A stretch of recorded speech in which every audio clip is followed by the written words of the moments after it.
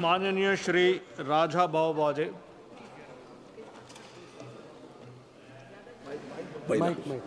Mic and camera camera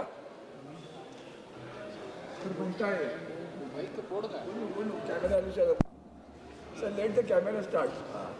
माननीय अध्यक्ष महोदय, मी आज विकसित भारत रोजगार आणि आजीविका मिशन ग्रामीण विधेयक 2025 या महत्त्वाकांक्षी आणि दूरगामी परिणाम करणाऱ्या विधेयकावर आपले लक्ष वेधण्यासाठी उभा आहे. या विधेयकाच्या मूलभूत रचनेत विशेषतः वित्तपुरवठा, कामाच्या अधिकारावर नियंत्रण आणि अंमलबजावणीच्या पद्धतीत गंभीर त्रुटी आहेत, ज्या ग्रामीण श्रमिकांच्या हक्कांची तडजोड करतात आणि सहकारी संघराज्य व्यवस्थेची पायाभरणी कमकुवत करतात. मी या विधेयकातील 3 मूलभूत चिंता सभागृहाच्या लक्षात आणून देऊ इच्छितो. 1. मागणी आधारित हमी कमकुवत करणारी निर्धारित वाटप प्रणाली. माननीय अध्यक्ष महोदय, हा नवीन आराखडा केंद्र पुरस्कृत योजना म्हणून राबवला जाणार असून खर्चाचे प्रमाण केंद्र व राज्यामध्ये 60-40 असे विभागले जाईल. यामुळे रोजगाराच्या हक्क आधारित स्वरूप संपुष्टात येऊन तो बजेट नियंत्रित दायित्वाचा रूपांतरित होण्याची गंभीर शक्यता आहे. विधेयकातील कलम 22(4) नुसार केंद्र सरकार काही ठराविक वस्तुनिष्ठ निकषांच्या आधारे प्रत्येक आर्थिक वर्षासाठी राज्यनिहाय निर्धारित वाटप निश्चित करणार आहे. परंतु या विधेयकाचा सर्वात कळीचा आणि चिंताजनक भाग कलम 22(5) आणि 22(6) मध्ये आहे, जिथे स्पष्टपणे नमूद करण्यात आले आहे की राज्याने निर्धारित वाटपापेक्षा अधिक केलेल्या कोणत्याही खर्च संबंधित राज्य सरकारला उचलावा लागणार आहे.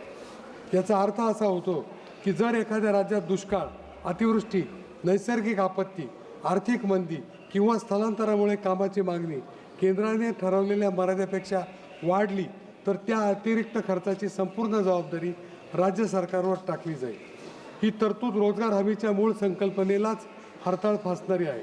आर्थिक जोखीम राज्यावर ढकलल्यामुळे अनेक राज्ये वाढीव मागणी पूर्ण करण्याऐवजी कामाचे प्रमाण कृत्रिमरित्या मर्यादित ठेवण्यास भाग पडतील आणि त्याचा थेट फटका ग्रामीण कुटुंबांना बसेल. या व्यतिरिक्त जर पात्र अर्जदाराला 15 दिवसात काम मिळाले नाही तर बेरोजगारी भत्ता तसेच वेतन विलंबाची नुकसान भरपाई देण्याची जबाबदारीही पूर्णतः राज्य सरकारवर टाकण्यात आलेली आहे. हे विशेष अन्यायकारक आहे, कारण अनेक वेळा विलंबाचे कारण केंद्राने विकसित केलेल्या डिजिटल प्रणालीतील तांत्रिक त्रुटी असू शकतात. शिखर कृषी हंगामात कामावर अनिवार्य बंदी. मान्य अध्यक्ष महोदय, हे विधेयक ग्रामीण कुटुंबाच्या उपजीविकेच्या सुरक्षिततेवर थेट आघात आहे.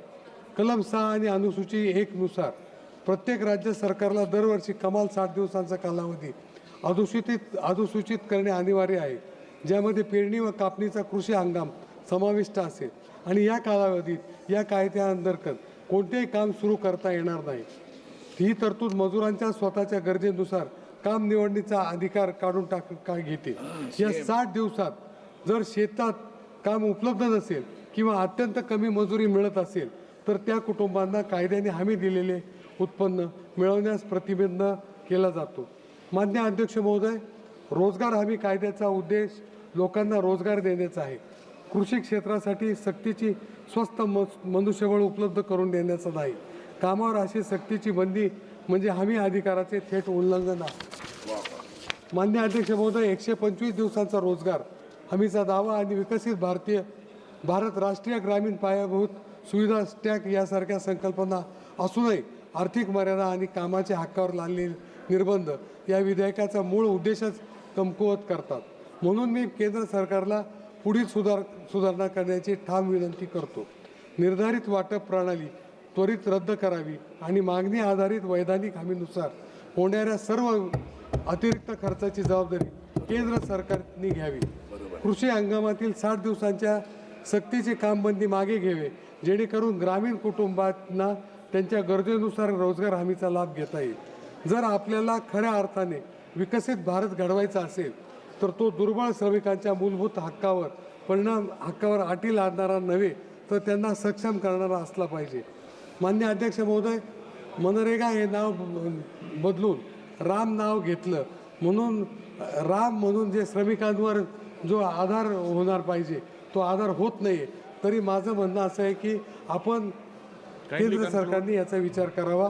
धन्यवाद अध्यक्ष महोदय. बहुत धन्यवाद.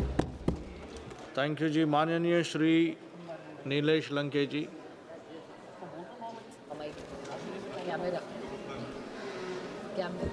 अध्यक्ष